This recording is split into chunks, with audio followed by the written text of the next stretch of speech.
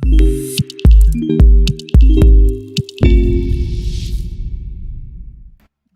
good afternoon, everyone. Charles Moscowitz here. Thanks for joining me this afternoon. It's great to be here. We're joined by Deborah DeGroff, who is the host of a very important website, What's Inside Children's Books. And Deborah has done a lot of research on sort of the inside story of children's publishing and what may be there and what is there that's not necessarily visible to average people, and that it essentially amounts to subversion. Deborah, thanks for joining me this afternoon. Well, thank you for having me. I appreciate it. My pleasure. So, Deborah, I think that this is something that I was not all that aware of. I mean, I'm certainly aware of how the left has subverted much of our society and their entire agenda, but children's books, we're talking like nursery school, kindergarten books, that this stuff has all these messages in it. Let's set the table, as they say in talk radio, and give me an overview of what's going on here. Well, the reason I do this, I started doing this over 30 years ago. And I learned real early that parents assume that books are neutral. They think that they are safe. They have no idea there might even be profanity in a children's books. So there for a long time, people thought, well, maybe it's just in the young adult books. Or if I talk about one book, they'll ask their child, have you read that book? No, I haven't read the book. So they just breathe a sigh of relief and go on with their life.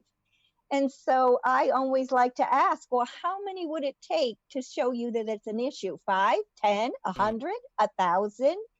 And I'm not anybody's guru. I don't intend to be. What I try to do is to establish to parents what is inside children's books so that you can take a look at this issue and know what to look for by yourself.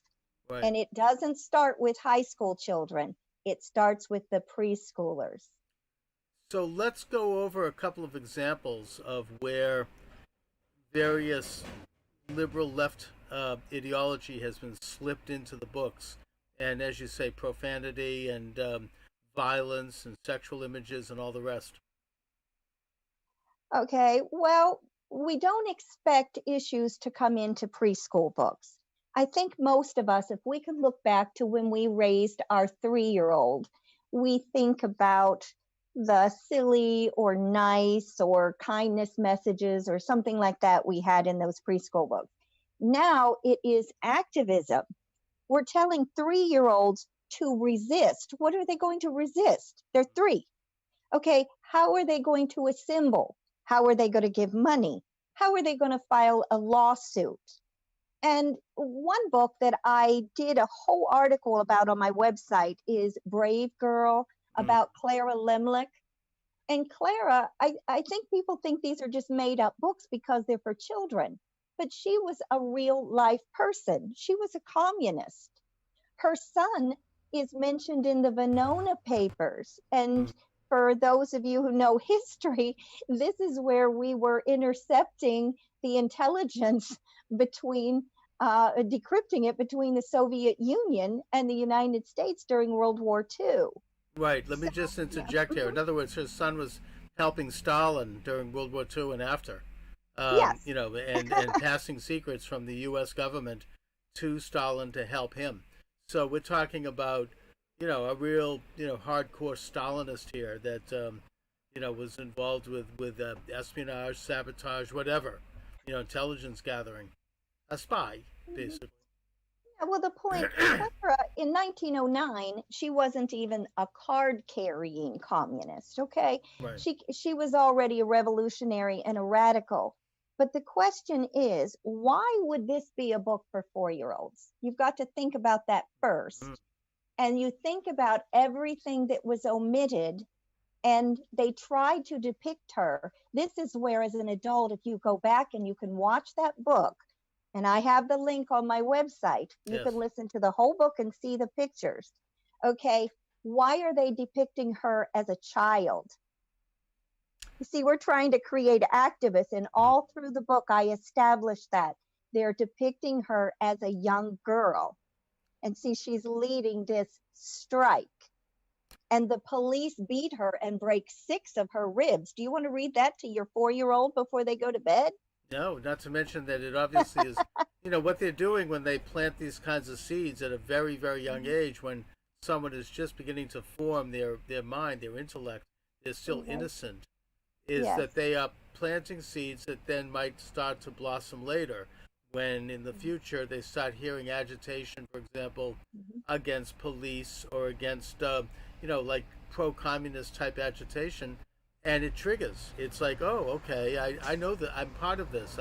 They may not even remember the actual book or where the language came from, but you're basically implanting pieces of propaganda into the minds and into the souls, actually, of very young people. And they don't really know it. They don't understand the context. Parents are too busy to pay attention to it. Some of the parents at this point were themselves indoctrinated when they were little children, so they think, oh, this is as wholesome and as great as motherhood and apple pie. They don't really think about, what's being conveyed here. They actually like it. Now, something else that you get into, Deborah, on your website is one of these issues that I sort of was aware of on the edges, and I kind of figured it was going to become a thing, but it seems so unreal to me and unbelievable that I didn't even pay much attention to it until now. And that is this phenomena of drag queen child, storytelling time. I mean, I thought this was some kind of a freak thing that would happen. They would come in like a little kamikaze mission, like they used to do with sex education. All of a sudden, without telling parents, somebody would be in there doing a presentation, and then they'd be out before you knew it. So I kind of knew it was coming down the pike, but this is the kind of thing that very predictably is going mainstream. Now, how in the world do they justify that? I mean, what are they saying? You have videos there where you see people who are, quite frankly, pretty gross, and who are there with preschool, with kindergarten, first grade children, and they're basically showing sort of not quite sexual images, but stuff that kind of gets a little closer than we might want to see for children. And they themselves are, just, they have a persona that's not exactly, the right one for children. How are they getting away with that? I mean, who is, allowing that? Well, number one, you have the American Library Association. One article I have actually says that they're training them on how to read to these children during the story time.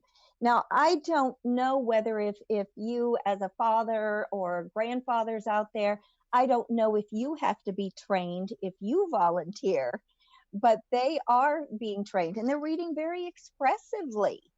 But you have to ask yourself, what are they reading? And the parents, I think it's one of those things that they just feel like it's in vogue for them to take their children to something like this. And, I'm cool and I'm enlightened if I take my children to these drag queen story hours, and you're a prude and some kind of hater if you don't. The last article I did on that on my website, the drag queen Little Miss Hot Mess that wrote the book that you're probably referring to, he quoted in there that his friend Michelle T was the one that invited him to be a storytime reader. And she is the one who founded this. Mm-hmm. Now, I deal with children's books, not adult books, but I pulled the adult book that he referred to that Michelle T wrote. And I want to tell you something, you will not get very far before you close it. It is, and you look at somebody that has that kind of perceptions and that could write the things that are in that book. And you want to tell me that the drag queen story hour is something you should be taking your 3-year-olds, and these are the people that you should be exposing them to? What is their rationale for this? I mean, it doesn't, do we need this to teach young children how to read? I mean, I think that my dear friend, the late great Dr. Samuel Blumenfeld, had a great program to teach young people how to read phonics. English is a phonetic language. Yes. Let's learn how to sound out the vowels and consonants so they can then read on their own and think on their own. Are these people, I mean, from just strictly a pedagogical standpoint, are they contributing anything toward the ability of a young person to learn how to read? No, no. And if you'd let me make a little leap there, I have an article on the site about struggling readers, and I have a chapter in my book on reluctant readers.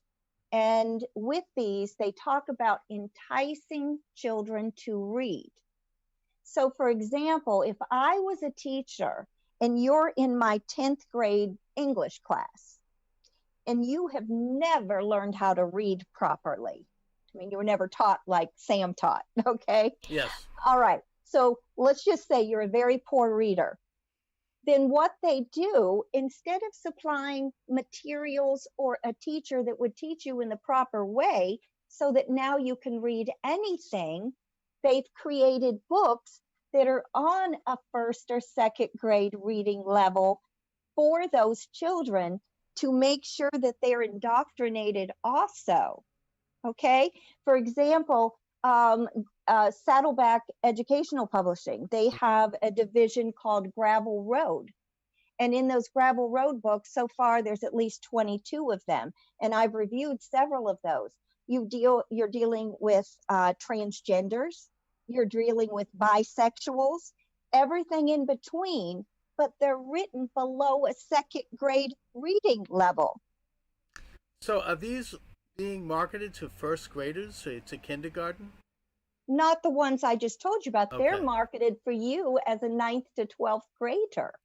Well, yeah, that's because our young people, with all, and I know this sounds a little intense to say this, but they're semi-illiterate when they graduate high school. Yes, you're Because absolutely right. they have not been taught phonetically how to read and then how to think properly. I mean, this is an agenda. Sam Blumenfeld wrote many books on the topic. He's a dear friend, the late Dr. Sam Yes. Blumenfeld, and we did a lot of programming on this. That the agenda goes back to the turn of the century, really, and John Dewey and some of these so-called progressive educators. They wanted to turn the education into something that would create a collective person. They did not want young people to think on their own and become self-actualized and in control of their own destiny, whether that be becoming like an artist or a CEO or a surf bum or whatever it is. They would have the right to think properly, think cognitively, and read properly, which is through phonics. English is a phonetic language after all.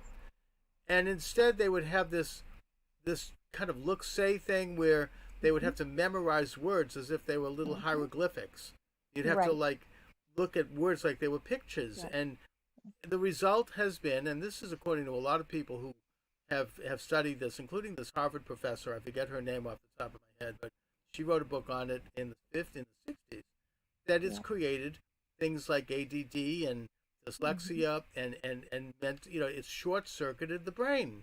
You have people, Sam did an article where there was research done on prisons inmates, and they found that about something 80% of them are functional illiterates. Yes. They did not learn how to read. That's the first building block toward becoming a responsible, in control, sovereign citizen of the United States. And so they short circuit that at an early age because Dewey wanted to collectivize students. Yes. He wanted them to, he took away the student looking at the teacher and the teacher, instructing. Instead, they started circles where the teacher would become like a psychologist. They would facilitate rather than teach. And the result is that you have behaviorism. So that's the beginning of the entry into this collectivization. Now we're talking about removing the basic moral code that upon which Western civilization rests. They're trying to subvert that through these images and through this lesson. The big one right now, as you say, that's trendy is to blur the gender differences, the sex differences between men and women, to say there is no such thing. This is a social construct. It's not real, and that therefore you can be whatever you want, and that's anyone who disagrees with that is a bigot. It's a prejudice. Well, you're absolutely right. And Sam Blumenfeld is a hero of mine also. Yeah. So, I started out my book actually talking about the very things that you just mentioned.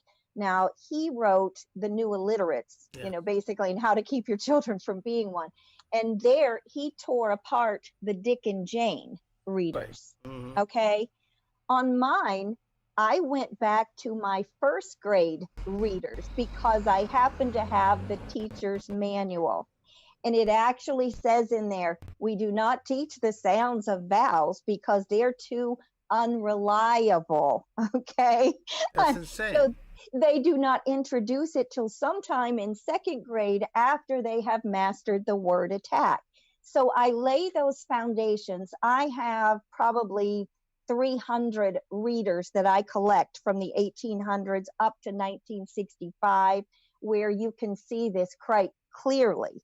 And the ones that are word guessing, of course, have the word lists at the back of the book. The gin readers from the 40s introduced the word airplane as one of the first 21 words, but up wasn't introduced until the third reader. Okay, and well, first of all, yes. the whole idea is horrendous. That Insane. they're going to memorize words, Yes. like as if Yes. English was Chinese. And it's okay if Chinese uses hieroglyphics, so doesn't Japanese, and that's fine. But that's not what English is. That's not what the Romance or the Germanic or the Slavic languages do. We have an alphabet that goes back to the ancient Phoenicians. That's where the word phonics comes from, where you have vowels and consonants and you sound them out. There's no mystery to this. That's exactly right. It's just like a dentist has to learn how to drill for cavities. A reader has to learn phonics.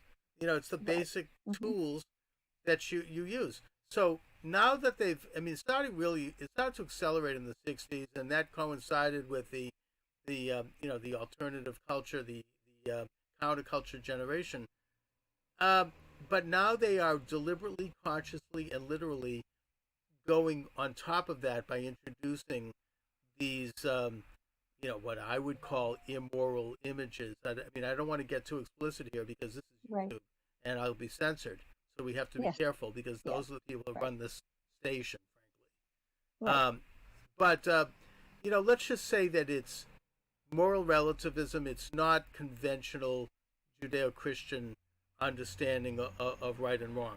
Now, their explanation, and again, I'm not playing devil's advocate here, but I'm simply noting that they'll say, well, to not do this would be to subject people who are in minorities, particularly in the area of sexuality, to abuse, to possible murder, to physical harm. That somehow they have to do this, and they have to introduce these ideas as normal, so that they can feel approved, and that the people who would otherwise harm them won't do that because it'll be accepted in society.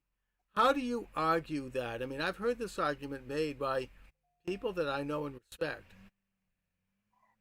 Well, that's gone back a long, long time. Okay, that I remember a professor telling me that they had to have books all with dysfunctional families. Okay, this was about 30 years ago, because a child couldn't relate that grew up in a dysfunctional family unless you had books about dysfunctional families.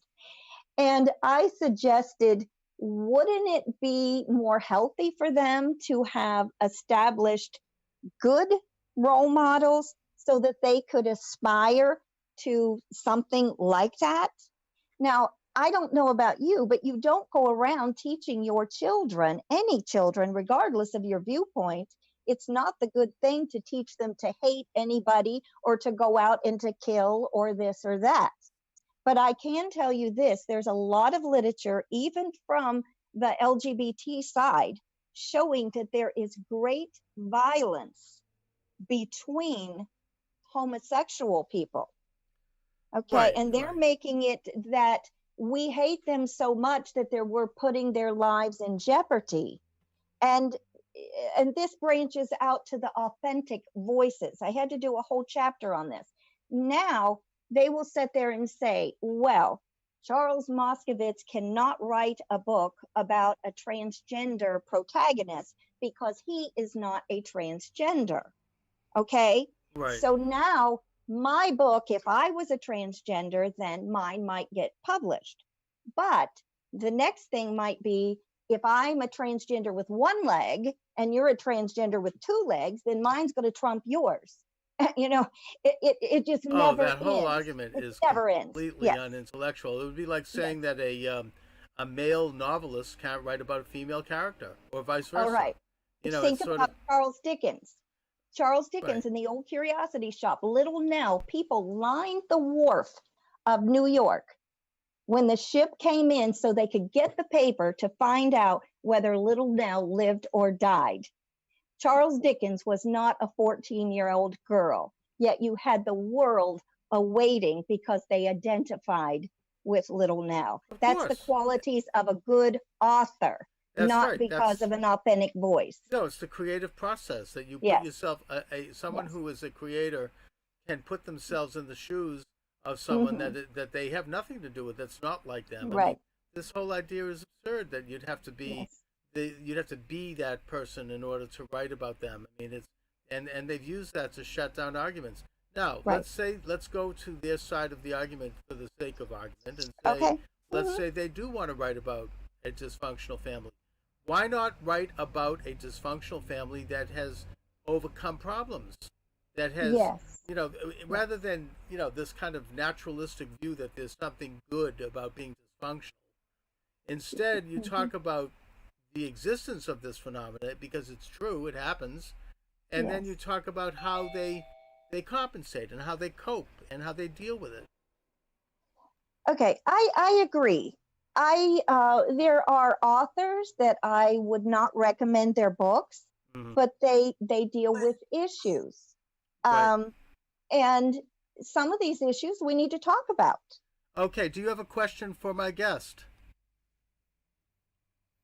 Mark, are you there? Okay, we have a here we Okay. go. Yep. Okay, go ahead. Gee, we're getting a lot of interest for this. Okay. Yes, hello. You have a question for my guest. You're welcome to the program. All right, they're listening. I'm just Okay. this technology is amazing. I'm just starting to learn how to do this live. Okay. And boy, we've got a lot of people wanting to come in too. Welcome to the show. Do you have a question for my guest? Hello. Yeah, hi. Hi. Go ahead. Hey, can I sing you a song I wrote for you? No. We're talking right We're now. going on a trip to a place called Auschwitz. It's shower time. Little Jews die. Oh my god. Yo, Looks Charles, like we you're like have- a 60-year-old man. You rape little kids. Oh my god, this dude's literally fucking 60 years old. You know something? I don't think this is gonna work. Doing these live. You're muted, faggot. dumbass. Guy fucking retarded. Is this guy genuinely fucking retarded? He's fucking muted right now. You're muted, dumbass. You fucking dumbass. Oh my God.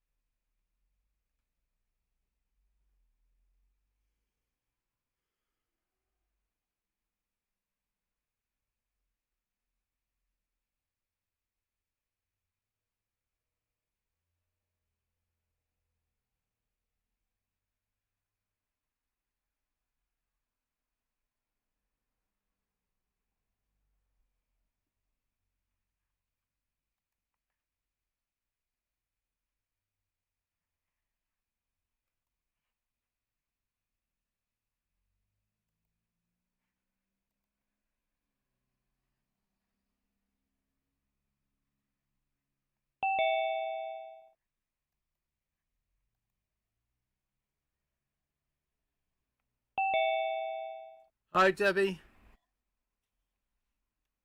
Can you hear me okay? I can hear you. That was brutal. Yeah, you know something? To be honest with you, I'm experimenting with this technology, and I mean, I didn't expect that, but that's I've set up a different system so they can't get in now. So I think we're going to be okay. Can you just edit that out? That Yes, of course. yeah. Okay. Yeah, we'll just have to do part one and part two. But Okay, I'm sorry. no. That's I mean, I have to figure out how to run this program in a way that I can take calls without somehow I have to figure out how to screen the call before I bring them in. That's my fault. So let me go to the new recording here. So I guess you didn't want me to answer that one. No. All right, so we're back on the air now. Okay. Debbie DeGroff is here. I apologize for that little interruption earlier. You know, to be honest with you, I am experimenting with how to do a live show. So obviously, I have to find a means to screen calls. And till I do, I'm not going to be taking any. I'll take chats, I suppose, but nothing on the air. So, Debbie, getting back to our conversation, you are the host of What's Inside Children'sbooks.com, and we're talking about the how the we already talked about the phenomena of the so-called progressive educators turning education into a soapbox for socialism by means of using phonics and other things to retard and dement the young minds of our children so they grow up to be useful citizens for the left, collectivists. But now they're introducing images of violence, images of sex, images of shape shifting, sexuality, and all under the guise that this is somehow progressive. Now, we talked about earlier the their argument that somehow you need to do this so that people will accept these things, and thus people who have sexuality issues are protected from violence because that's why they're being attacked. So I think we have to talk about that because that is the argument. How do we respond to that? Well, I guess you have to respond to it and ask yourself, is this necessary? That sounds very good, very good platitude when somebody's just saying it. But you need to look at the storylines of these books. Let me just say to you, probably most of us have ever watched a movie at some point of life where the most handsome actor or the most beautiful actress was the lead in that movie. Now, they might be a jewel thief, and it doesn't start out in the beginning, but by the end of the movie, when they're ready to make that heist and the guard comes around the corner, who do you want to get shot if somebody gets shot? The one that you have followed all the way through the movie, or this guard that's about ready to interrupt their successful heist? Now, when you can examine that as an adult, because I would assume that you're against stealing and Right. find that reprehensible, but somehow your thinking shifted through a storyline. Now, if I came out dogmatically and said, okay, it's okay for her to steal the diamonds, of course you would be against that. But after you watched the movie, you got sucked in to the life of the protagonist. That's why children's books are more subversive, because you can work all of these things in that you would never accept, but a protagonist can do it. So yes, there is an issue that there is a reality out there, but it matters how you address and handle that reality. For example, Clara Limlick may well have had 6 ribs broken by a policeman. Okay, you and I really don't know that. But is that what you want to address to your 4-year-old? Right.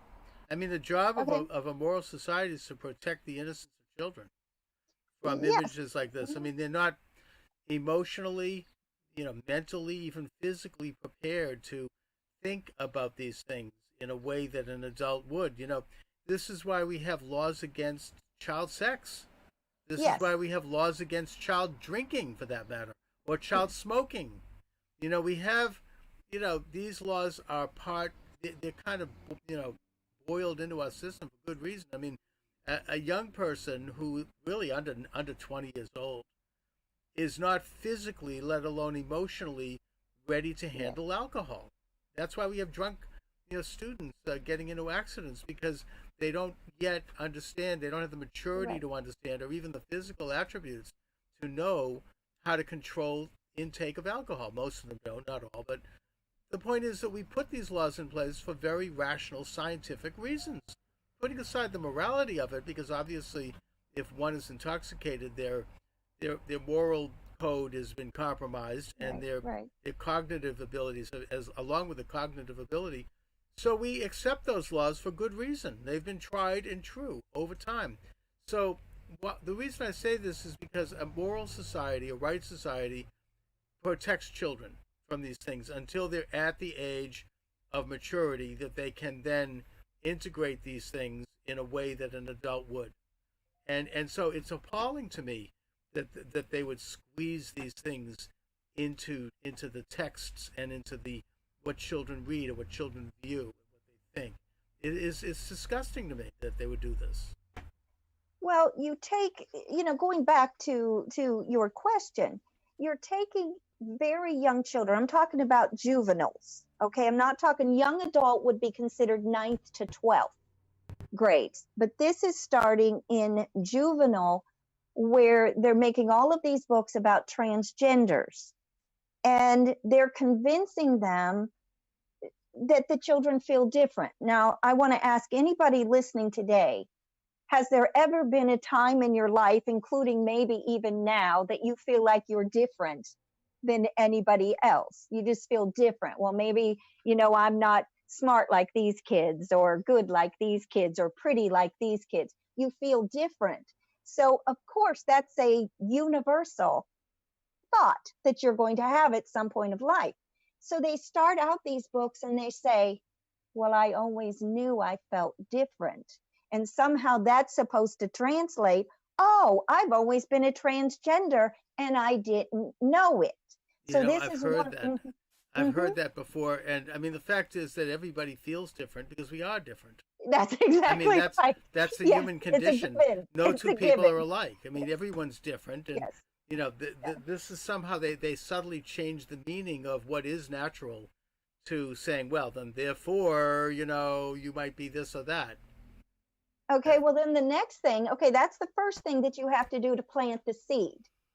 The second one, and mind you, we're dealing with juveniles now, okay? Mm-hmm. The second one is, if you don't start taking those puberty blockers, it's going to be too late, because you're not going to get the changes in the development that you want down the road. Okay, so that one is planted in all of the books. Now, wait a minute. That's a serious situation here. You're telling me that they're putting in stuff that deals with, transformation, gender transformation in these books? Yes. I mean, and they're doing it without anyone knowing it? Is this the drag queens in the library? Oh, no, it's not the drag queens. It's the regular books. It's books that if you looked at the book covers and that's all you looked at, you might pick those up for your children yourself. It's woven into the storyline. See, there's 3 parts. There's planting the seed that you're different. Then there's planting the seeds. If you don't do something about it now, it's going to be too late. Which brings you to the third scenario. How am I going to change mommy and daddy's mind and convince them that I am actually a boy? So then the next thing is introduced. It's introduced to the children. And then this would be the line. You know how when you always wanted to get your mom and dad to do something, you always had some kind of a line. The line is, and it is introduced repeatedly, that which would you rather have, a live daughter or a dead son? Because you see, they're more apt to kill themselves. So, Daddy, what would you rather have, a live daughter or a dead son? Okay. Oh my God, what a nice choice. It's really, when you say this, I'm thinking about several people that I know who have been completely taken in by this idea. I mean, Uh-huh. and these are good people too, conservative Yes. people, young Yes. people, Mm-hmm. who are not interested in it themselves, but they're totally for it because they do say this. They say, well, what would you rather have, a suicide or someone who becomes a boy? It's become like an accepted dogma, and what you're doing is you're showing where that comes from.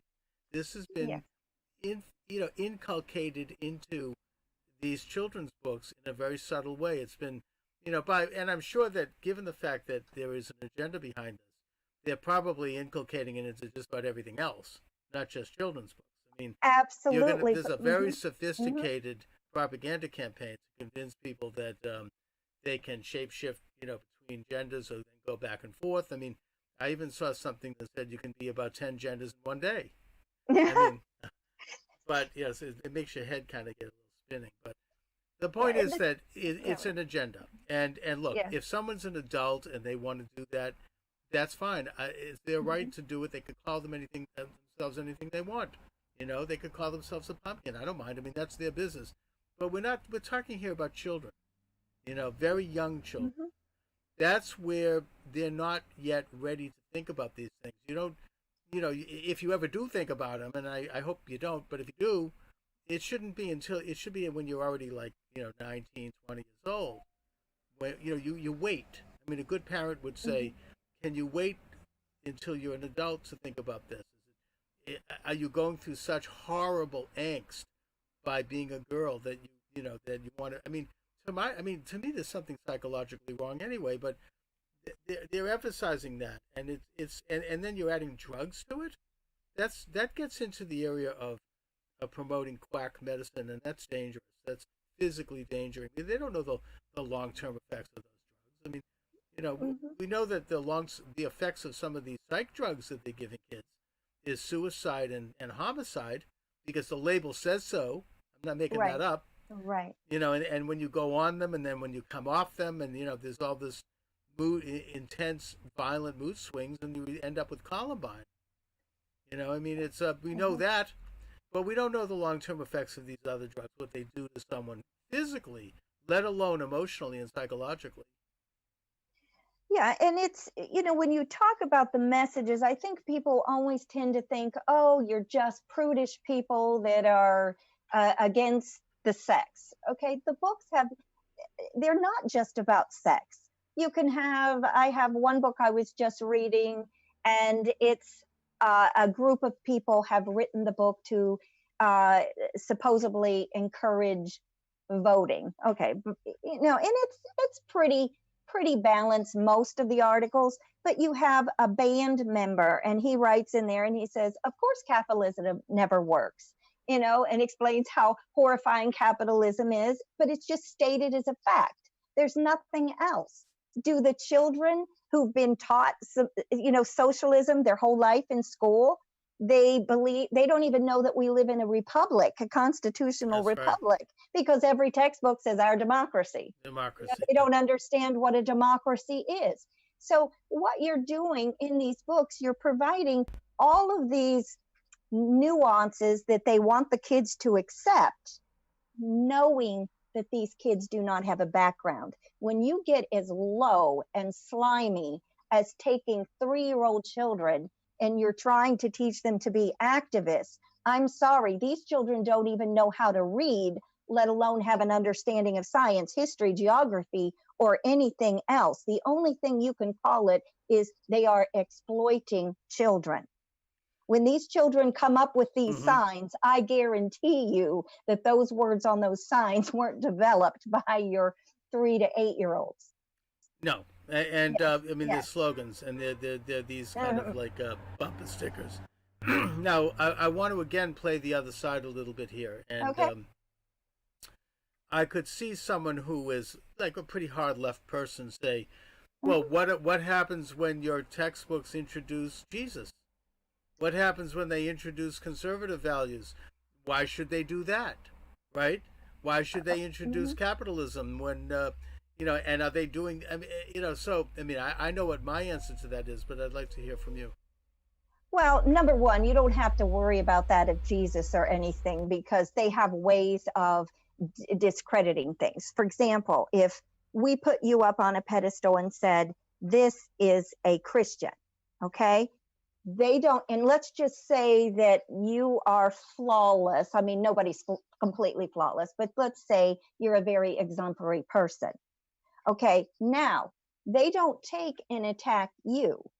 What they do is they make up all of these examples about Christianity, showing that this person over here said that they were Christian and nobody could have been more evil and blah, blah, blah, blah, blah. And when you're looking through the viewpoint of a child and you're not thinking, you see, you lose track of the fact that we were dealing with you, not with all these other areas. So it's distract, distract, distract. Okay. Now, if you could put Jesus in a textbook, as well as you could put George Washington or anybody else as a historical figure. So you get that. They want whole textbooks just on people that they say were LGBT. Although I really do believe that if some of these people were alive today, they would be begging differ. We're trying to make everybody that they were LGBT or this or that or the other thing. No, I am not a censor. Now, as far as obscenity is a different category. Okay, Yeah. you can't sell my grandchildren a Playboy. All right, but the standards are all based upon the Miller test, the 3-prong test. Whether it meets the community standards. So, for example, what are we going to do when something that's obscene here may not be obscene in Boston or in San Francisco? So are we going to have a different set of standards everywhere? It's interesting. In a way, it's kind of a moot discussion because any mention of Jesus or any mention of Christianity is banned from the schools anyways. Yes. So that's not going to happen. And furthermore, I see nothing wrong with promoting the American way of life to young children. This is Right. America. Yes. And what is the American way of life? Capitalism. It's based on the Judeo-Christian ethos. That's what we have. That's who we are. If we were living in in Burma, we might teach Buddhism or the 10 Principles of Confucius. But this is the American culture. This is what we're based on. It's a European-based Western civilization, founded culture. So I see nothing wrong with promoting that and teaching that. I think they should do more of it. They should bring the Constitution into the school. Right. You don't right. find a Constitution in high schools, and a Constitution is written simply and directly enough that any high school kid could read it and know what it is. They should have civics classes. Put Congress online and make people look at what they're doing and discuss the bills that are being debated before Congress. There's all sorts of things that, schools are supposed to, I would say, want to call it propaganda, fine, maybe it is, but one of the functions is to teach people how to be American and how to be Canadian, or how to be Peruvian, or whatever country you happen to be from. Well, they don't have any problem of teaching Peruvian or Mexican or Islamic or anything else. The only thing that seems to not be allowed is America. If America is addressed, it is evil. It is only bringing up things to make the children ashamed of their country. If they bring up, when you say that Christianity is not in the schools, that is not true. The children's books are filled with Christianity, but you would be absolutely stupefied. It would be the last religion you would ever want to embrace when you read about Christianity, how it is portrayed in kids' books. And what I want parents to realize is it's line upon line, precept upon precept.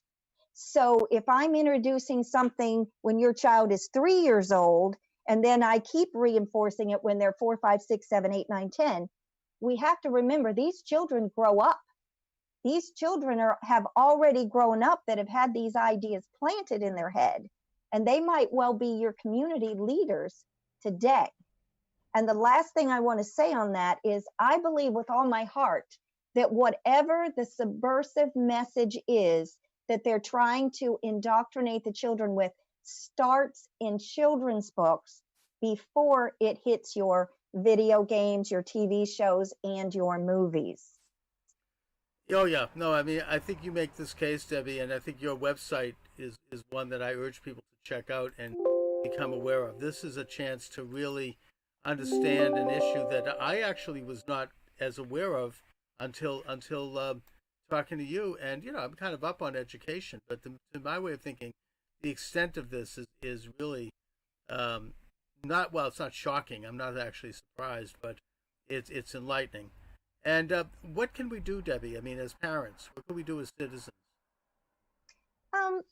Number one, my last article about a worldview, I put a table with 45 books for 3 to 8 year olds.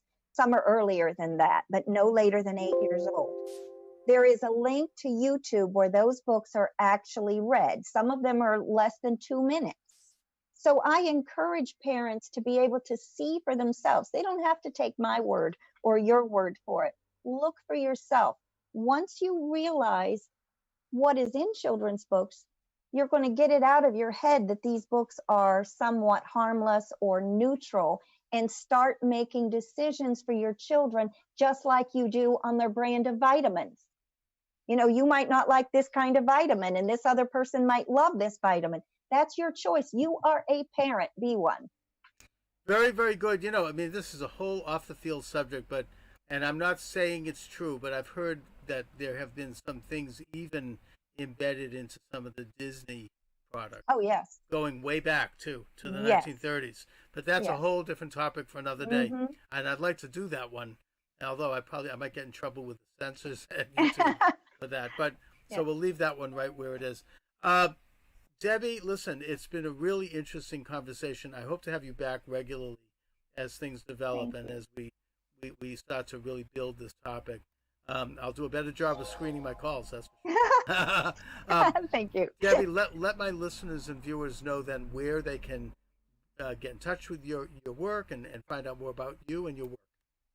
It is on what'sinsidechildrensbooks.com, WHATSINSIDECHILDRENS books. And this is my book, and that is the website. Very good. I'll post it up on the site as well. Debbie DeGroff, I want to thank you for joining me. It's been a pleasure. It's been really interesting, that's for sure. Thank you so much for having me. All You right, have a great day. You too. I'll talk to you soon. Thank you. Thank you, Bye-bye. Debbie. All right. Bye-bye.